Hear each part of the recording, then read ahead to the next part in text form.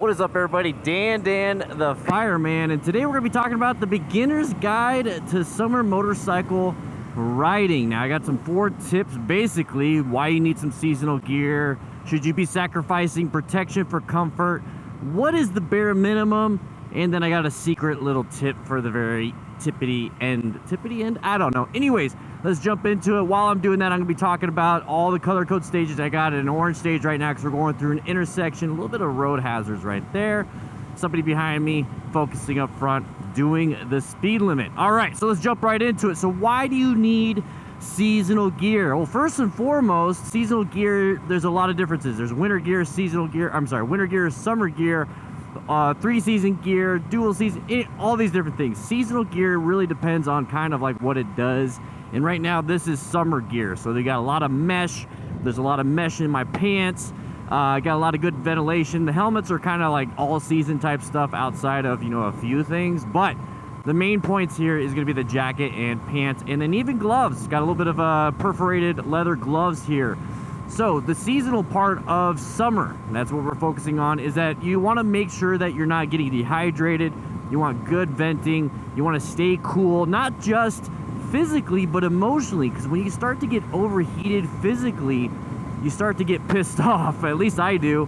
And then I don't want to ride, and then I start making mistakes, and I'm not planning my ride. Right now I'm planning my ride. I got a pretty good space cushion, somebody to my left right here, so I'm kind of keeping an eye on that. And I know for a fact up ahead we have a merging, but I'll go ahead and turn right anyways. So dehydration, you can easily dehydrate no matter what. Now when it comes to ventilated gear, you're going to be evaporating a lot of your fluids from your body because of sweating. That's your body's natural way of cooling itself off. But even with, you know, winter gear, you're going to be sweating, but it's just going to stay on your body and you won't even cool off. So no matter what, if it's hot out, you're going to be sweating. If you're not sweating anymore, that is going to be considered heat exhaustion and pretty damn close to heat stroke.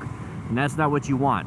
And you get closer to those heat exhaustions and strokes. Now we're in an orange stage real quick, just making sure we got a left turner right there. I'm going to be turning here, and as soon as I get through here, no road surface hazards. And now we are good to go back into yellow stage.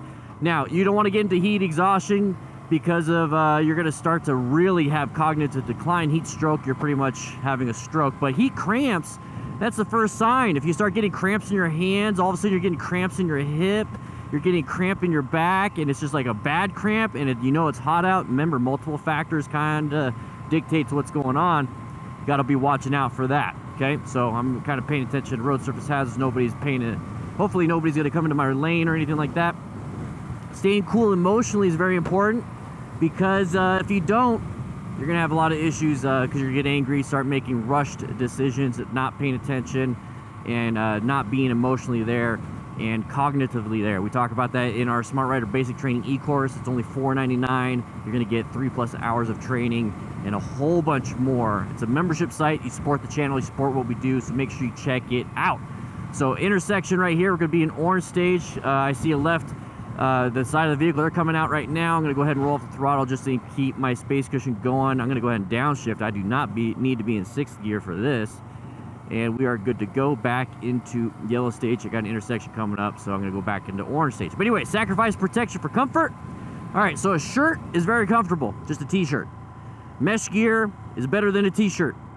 Full-on leather and textiles, a lot better than just having like a mesh random clothes, you know, like a little the soccer pennies, I think that's what you call them. So what you want to do is have some kind of leather that is perforated.